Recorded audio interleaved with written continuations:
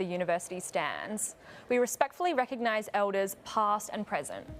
Welcome to Newsline, live from the RMIT studios.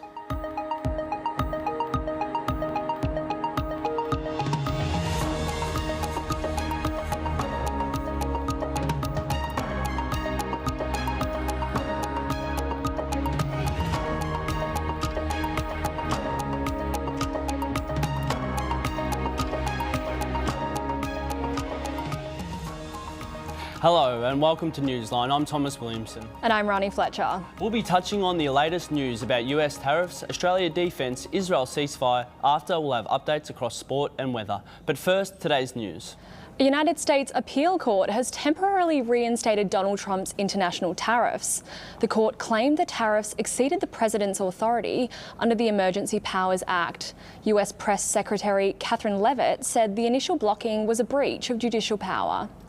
Australia is at risk of being left underprepared for current threats at future challenges due to the slow take-up of new capabilities, according to an independent defence review.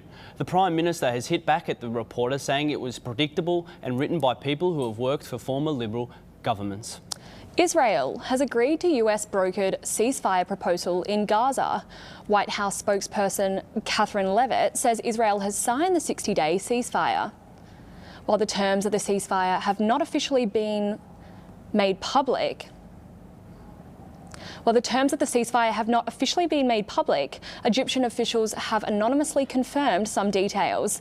These include a 60-day pause in fighting, hundreds more trucks of food and humanitarian aid entering Gaza, and 10 living Israeli hostages released in exchange for over 1,000 Palestinian prisoners. Hamas officials say they are studying the proposal closely before providing a response. An anonymous group of Adelaide activists will keep fighting to stop Elon Musk's Tesla from setting up a battery factory in the suburbs. About 95% of the nearly 1,000 submissions were exposed to build a Tesla showroom and battery recycling and repurposing factory, with many expressing anti-Tesla and anti-Elon Musk sentiment. The world's richest man announced he will leave his role in the Department of Government Efficiency and instead pivot back to the businesses, including Tesla, amid slumping sales. Meanwhile, in Adelaide, the Marion City Council overrode community objections to approve the factory project, saying the project will bring 100 jobs and millions of dollars to the community. The project now awaits state approval. Former WA Labor Senator Pat Dodson has called for Environment Minister Murray Watt to meet with Aboriginal people from the Murujuga National Park area. This comes as Mr Watt approved a 45-year extension on Woodside's Northwest Shelf project, sparking outrage from traditional, custodian and environmental conservation groups. That's all for our headlines. Now to our first story. Local businesses have had enough of vandalism and antisocial behaviour in the small township of Emerald. As calls for more CCTVs continues in the area, Liam Cole reports. Fast, furious, and always one step ahead, criminals across the Cardinia Shires are targeting local businesses in Emerald, including Mark Dabrowski's jewellery store. A bit concerning, you have to be vigilant all the time, and it wasn't like that before. But it's everywhere. Dabrowski's store lost approximately $240,000 in a robbery 2 years ago and is still picking up the pieces. It's not only the money which you lost, it's not the money which you lost the stock, so for that you can't sell. You can't sell, so your income is lower, and chain reaction, so it's got big impact.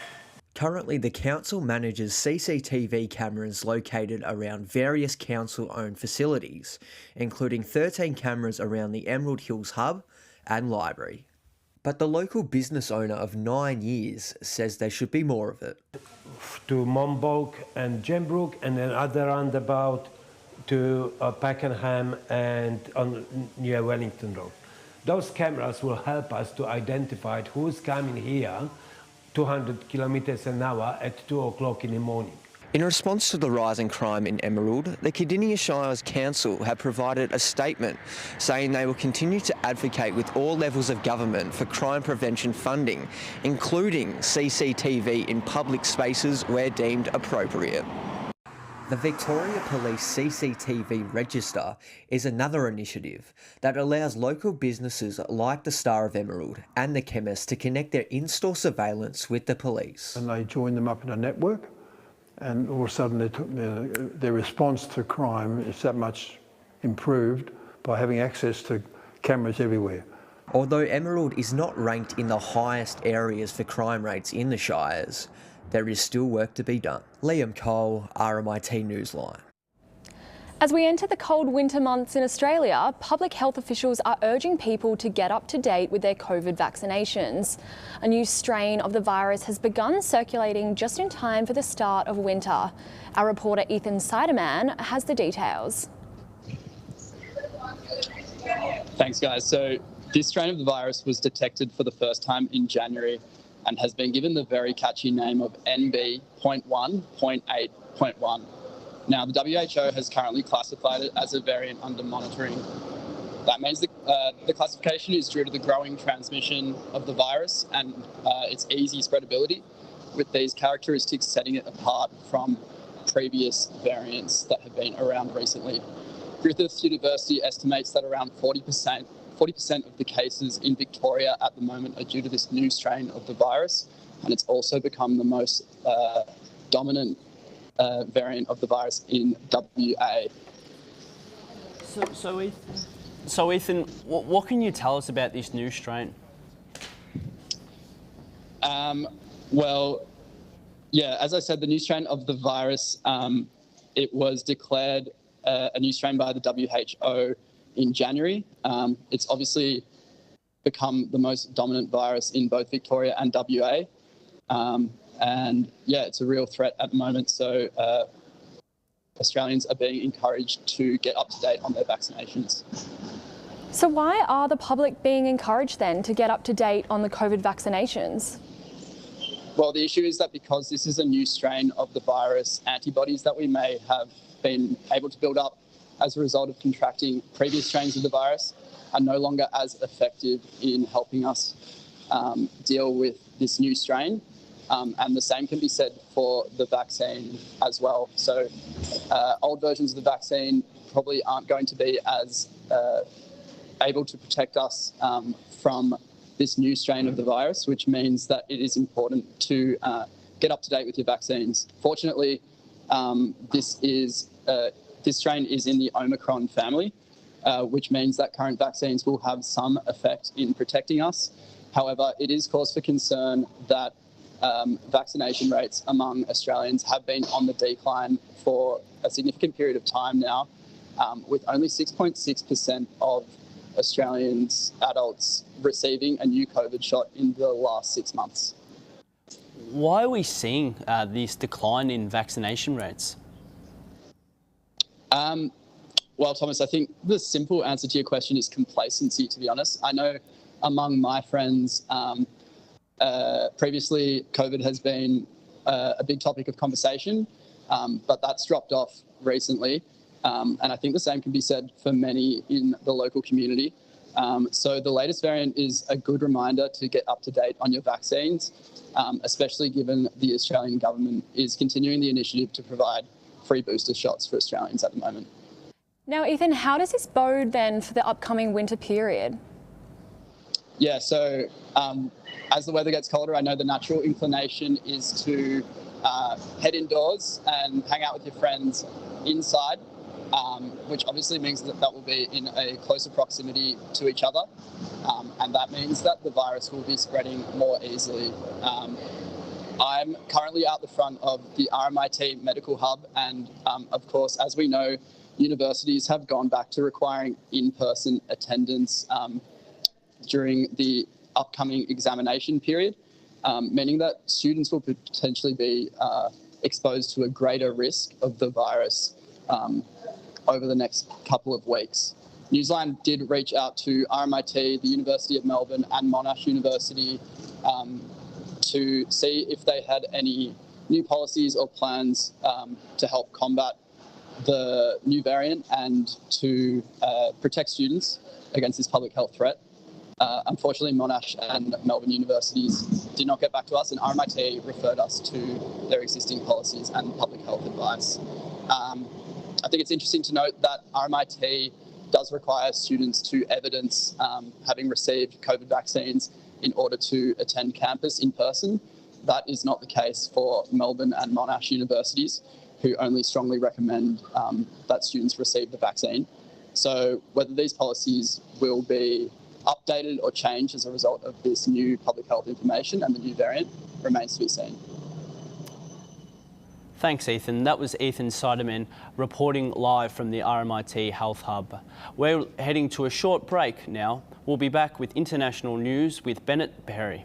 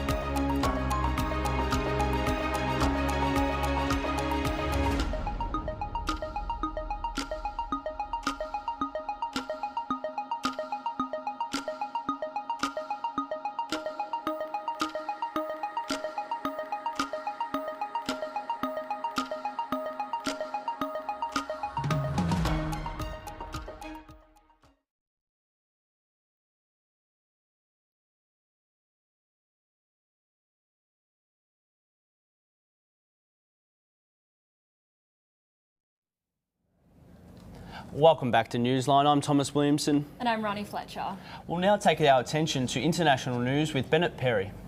Thank you, Thomas. A South Korean military patrol plane fell from the sky yesterday, crashing southeast city of Pohang, killing all 4 on board. The South Korean Navy said the plane was conducting training procedures when an unknown fault caused the accident. Rescue workers and local firefighters attended the scene shortly after emergency calls from locals saying the plane caused the fire. UK police have charged 53-year-old man Paul Doyle for allegedly driving a car into a Soccer Premier League victory parade on Monday. Mr. Doyle is facing 7 charges, including malicious wounding with intent to cause grievous bodily harm and dangerous driving, injuring 79 people, including children. He is set to appear in court on Friday local time. Pacific Island nations have backed China's claim on Taiwan, but have not endorsed a unification in the foreign ministers' meeting today. Chinese Foreign Minister Yang Li and other officials from the Pacific Islands met to discuss China's promise to build disaster management and infrastructure across the region. Yang Li also took a jab at the United States' decision to leave the Paris Agreement, stating China fully recognises the vulnerability and economic social development of the Pacific Island countries in face of a climate change crisis. An Argentine court has declared a mistrial in the Maradona homicide case after Judge McIntosh had breached judicial ethics, says local judge. Judge Julietta McIntosh stepped down this week after the prosecution and the other judges discovered she was starring in an upcoming documentary about the case and allowed unauthorized film crews to shoot inside the courthouse. The court has called for a new trial with no clear date for commencement. So Bennett, what does that mean for the case? Thank you, Ronnie. What that means is that the whole case has to be done all over again. Since March this year, the plaintiff and the defendant have had around 27 hearings with countless witnesses, evidence being laid. What's happening now is that there's going to be new judges and jury that have to be reselected. This is a complete setback for both parties. Could you fill us in on the details of the case? So the prosecution is claiming that Maradona's medical team had having a bit of a blank. So Maradona's medical team was in charge of helping him rehabilitate after having surgery, getting a blood clot out of his brain. And what is believed is that the team itself is accused of culpable homicide, which is akin to involuntary manslaughter, because the family, Maradona's family, believes that the team were negligent in their practice. Bennett, can you tell us a little bit about who Diego is? So Diego Maradona was a famous professional soccer player and manager. He was pretty much played for Argentina throughout his career.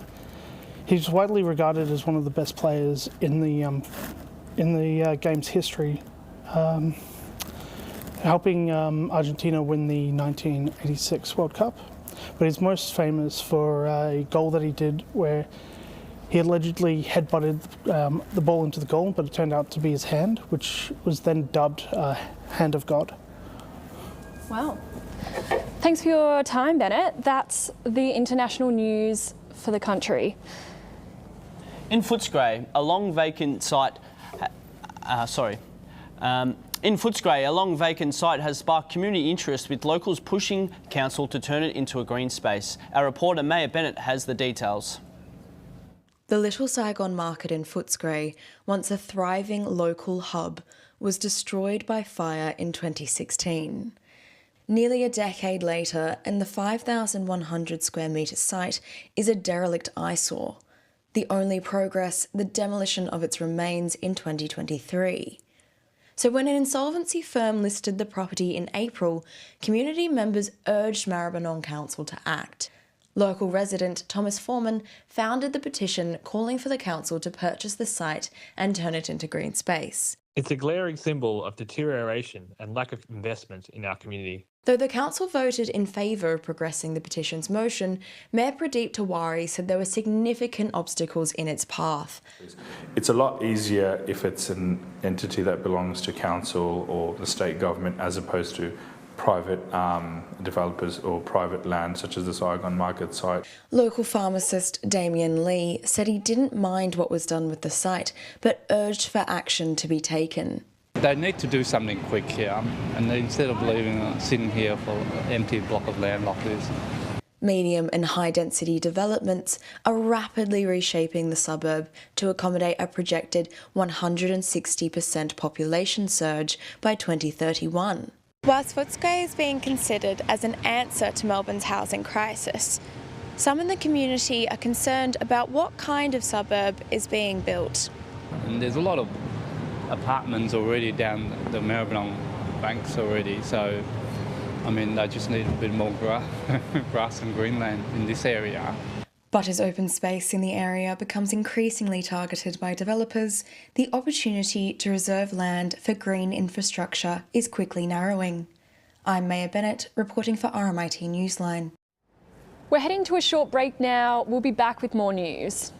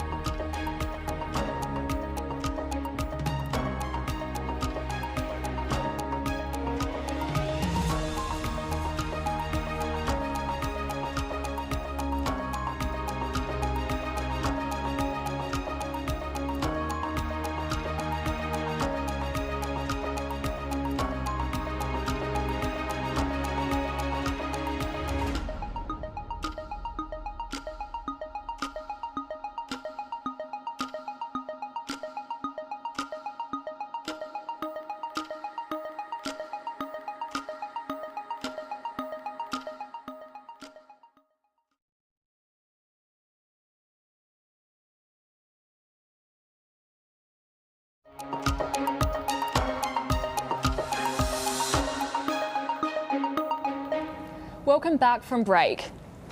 Welcome to Newsline. I'm Thomas Williamson. And I'm Rani Fletcher. To Melbourne's west, where illegal dumping is on the rise. In 2024, dumping rubbish cost the Council of Wyndham City $2 million to clean. The increase in the tip prices are one of the many reasons why residents are dumping waste. Reporter Natalie Fleming with more.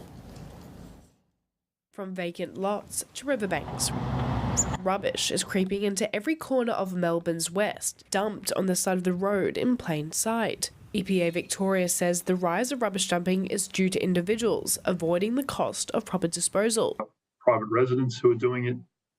We've got businesses and companies as well. So for EPA, a lot of our focus is on that commercial and industrial side of things, where when we receive reports from the community, we'll investigate. The Snap Send Solve app that reports dumped rubbish has seen over 8,000 household items being recorded in Melbourne's west for this year. Household rubbish is definitely the most prevalent issue, and that could come down to simple things like changes in the way council are managing hard waste collection and rubbish in their areas. Western councils like Wyndham City, Hume and Maribyrnong are cracking down on illegal rubbish dumping, with fines of up to $9,880 in accordance with the Environmental Protection Authority Act of 2017. They're also implementing CCTV cameras at illegal dump sites like this one. However, it's still not enough for local cleanup groups. Some things that would help certainly is education, I think the council providing more bins and more options for people to legally dispose of their waste would certainly be a step in the right direction. They're all already sorted. During their 2-hour meetups, the Maribyrnong River Rubbish Club removes an average of 95 kilos of dumped waste from Footscray's wharf. Neil says there needs to be more collaboration between communities and council. To go through the process of applying for grants and trying to manage that ourselves, funding from the council would certainly make that easier for us. Our group is made up entirely of community volunteers. While rubbish continues to pile up across Melbourne's west, there's no doubt that communities will continue to find alternative solutions to clean up the mess. Natalie Fleming for RMIT Newsline. A new research project has seen southern brown bandicoots return to the Mornington Peninsula. The creatures have been released into a sanctuary in the region's southwest. Justin Schwartz reports.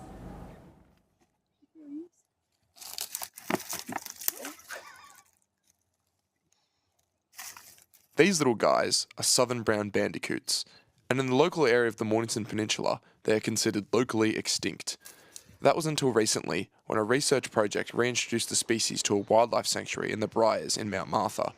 John Black is one of the leaders in the project, with his part studying the genetic diversity of the bandicoots. Bandicoots are native to the peninsula, but they haven't been here for several decades now. So I think it's really great to just, have got them back in, this environment, and for the people here, as well as, the ecosystem here at the Briars. The wildlife sanctuary is a completely unique ecosystem with a large number of creatures calling the area home. And this is an ecosystem that could thrive with the bandicoots. And the other side of it is we call bandicoots ecosystem engineers. So they do a lot of digging, foraging for things like fungi. And that, just by doing that, they improve soil health. That improves potentially water retention of soil. That obviously has flow-on benefits to our vegetation. The first bandicoots were introduced into the sanctuary in March last year, and since, a total number of 22 have been released. The release is part of the Peninsula's ARC program, which aims to reintroduce locally threatened or extinct flora and fauna to the Briars. The really important thing is we have a population here at the Briars now, founded from two quite distinct wild populations that is hopefully going to be really fit, really healthy, really diverse genetically. The bandicoots that were released here and now call the Briars home were sourced from Cooey-Rup and Far East Gippsland, because those areas contain the most genetically diverse population of the species in Victoria. While joeys have been spotted in the pouches of some of the bandicoots, the next step is to continue to monitor the creatures for the next few generations. But in the meantime, it's good to see these furry friends back on the peninsula. Justin Schwartz, RMIT Newsline. Now, Rani, I want to circle back to that live cross that we had from Ethan Cederman. What's your experience been like with COVID? Yeah, well, Tom, I haven't had it recently, I can say that, but I got hit hard. I got really hit hard. I have had it a few times now, and I noticed after each time I had it, I was sick for a really long period of time afterwards. But it's funny, I almost feel like the kind of term COVID is kind of wearing away. Do you know anyone that has it at the moment? I actually haven't heard of anyone that has this new strain, but I know that quite a lot of people around me originally had the strain when it was really at the top. But that's the end of the first part of Newsline. We'll be back for the second hour of the show at 4:30.